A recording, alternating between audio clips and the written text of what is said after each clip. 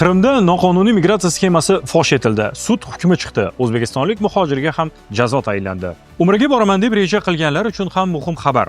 Barcha reyslar bekor qilindi. Safarlar vaqtincha to'xtatildi. Joriy yilning 1-martidan yangi qonun kuchga kirdi. Endi hududiy cheklovlar sabab muhojirlar ishdan bo'shatilishi mumkin. Rossiyaga ishlashga ketish endi vositachisiz. Hududlarda rasmiy tanlovlar boshlandi. Rostov viloyatida muhojirlar uchun yangi taqiqlar. Ayrim sohalarda ishlash mumkin emas. Rossiya Federatsiyasi chegarasida 50 ming noqonuniy muhojir mamlakatga kiritilmadi. Novosibirskda sabzavot omborlarida muhojirlar tekshirildi. Natijada noqonuniy ishlayotgan chet el fuqarolari aniqlandi.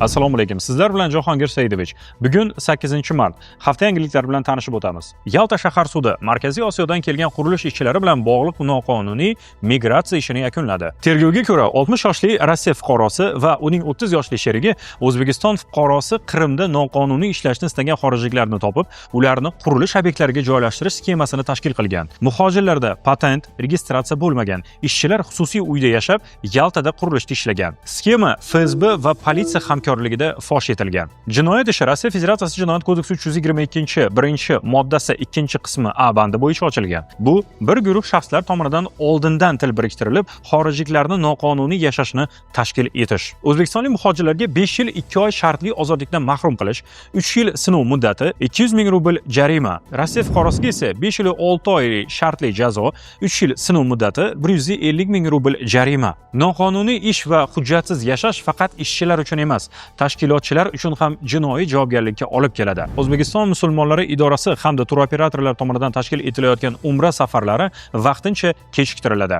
Jumladan 2026-yil 2-mart kuni Toshkent-Jidda yo'nalishida rejalashtirilgan navbatdagi reys ham ma'lum muddatga qoldirilgan. O'zbekiston Respublikasi Tashqi ishlar vazirligi fuqarolarga ushbu hududdagi davlatlarga safar uyushtirmaslikni tavsiya qilmoqda. U yerda bo'lib turgan vatandoshlarimiz esa ehtiyotkorlik choralarini kuchaytirish tavsiya etilgan. Aviaqatnovlar qayta tiklanishi haqida rasmiy manbalar orqali qo'shimcha ma'lumotlar beriladi.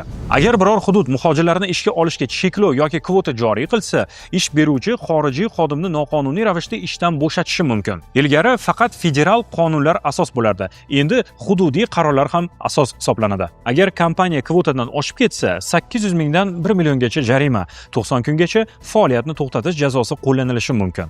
Shu sabab ko'plab ish beruvchilar limitdan oshmaslik uchun muhojirlarni qisqartirishi mumkin. 2026-yil uchun 278.900 nafar vizali xorijiy ishchiga ruxsat. Kvotalar asosan ishlab chiqarish, qurilish, metal va mashinasozlik, oziq-ovqat va to'qimachilik sohalariga ajratilgan. Agar siz ishlayotgan hududda cheklov joriy qilinsa, ish beruvchi shartnomani qonuniy bekor qilishi mumkin. Shuning uchun hududingizdagi qarorlarni kuzating, rasmiy manbalarni tekshiring, hujjatlaringizni tartibda saqlang. O'zbekiston hududlarida Rossiya kompaniyalari ishtirokida rasmiy ishga tanlovlar o'tkazildi. Xorazm viloyatida 6 Rossiya kompaniyasi qatnashdi. Silbet, Dobroflot, Meros, Prof Reserv, Pek, Vertikal. Mingdan ortiq vakansiya taklif etildi. Sohalar: qurilish, logistika, ishlab chiqarish, sanoat, xizmat ko'rsatish va qishloq xo'jaligi. 300 nafarga yaqin nomzod ishtirok etdi. Ularning qariyb 200 nafari mehnat shartnomasini imzoladi. Sirdaryo viloyatida ham 246 nafar nomzod qatnashdi. 194 nafari ish beruvchilar tomonidan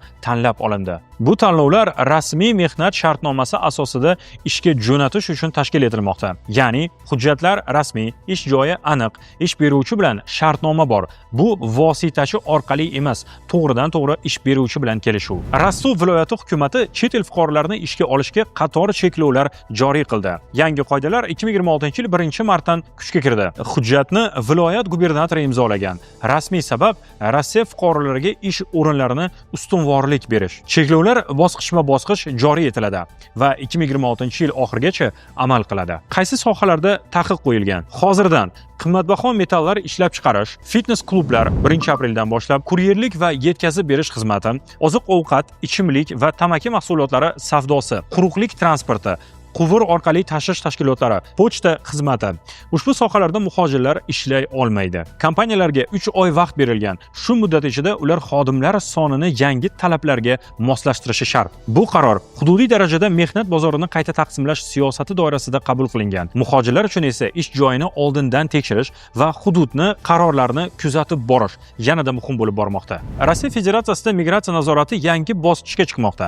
Endi nazorat faqat mamlakat ichida emas, balki chegaradayoq boshlanmoqda. Rasmiy ma'lumotlarga ko'ra 50 ming nafar noqonuniy muhojir biometrik tekshiruv tufayli Rossiyaga kiritilmadi. Hozirda 9,5 million chet el fuqarosi yagona raqamli migratsiya tizimida ro'yxatdan o'tgan. 840 ming nafar shaxs reyestr kontrolyuемых лиц, ya'ni nazoratdagi shaxslar reyestriga kiritilgan. Hukumatning rejasiga ko'ra, keyingi bosqichda raqamli migrant profili joriy etiladi. Bu degani, mamlakatdan kirishdan oldin imtihon, tibbiy ko'rik, daktiloskopiya va to'liq biometrik tekshiruv majburiy bo'lishi mumkin. Ya'ni kelajakda Rossiyaga kirish yanada qat'iy tekshiruvlar orqali amalga oshirilishi mumkin. Novosibirsk shahrining Kirovskiy tumanida noqonuniy migratsiyaga qarshi maxsus reyd o'tkazildi. Reydda politsiya, Rosgvardiya, boshqa kuch tizimlari birgalikda ishtirok etdi. Tekshiruvlar sabzavot omborlarida o'tkazildi. Tekshiruv davomida 14 nafar chet el fuqarosi Rossiyada noqonuniy yashab kelayotgani aniqlandi. Ularga nisbatan mamlakatdan chiqarib yuborish, vidvoreniya qaror chiqarildi. Rossiyaga 5 yilga kirish taqiqlandi. Bundan tashqari 17 nafar chet el fuqarosi ma'muriy javobgarlikka tortildi. Qonunbuzarlarga ma'muriy jarimalar solindi. Rossiya Federatsiyasi noqonuniy migratsiyaga qarshi reydlar ko'plab hududlarda davom etmoqda. Shuning uchun hujjatlar va ishlash ruxsatnomasi doimiy, rasmiy va to'g'ri bo'lishi juda muhim. O'ylaymanki, ushbu ma'lumotlar sizlar uchun foydali bo'ldi. Qanday savollaringiz bo'lsa, izohlarda qoldirishingiz mumkin yoki ushbu raqamlarga murojaat qilishingiz mumkin. Sog' bo'linglar.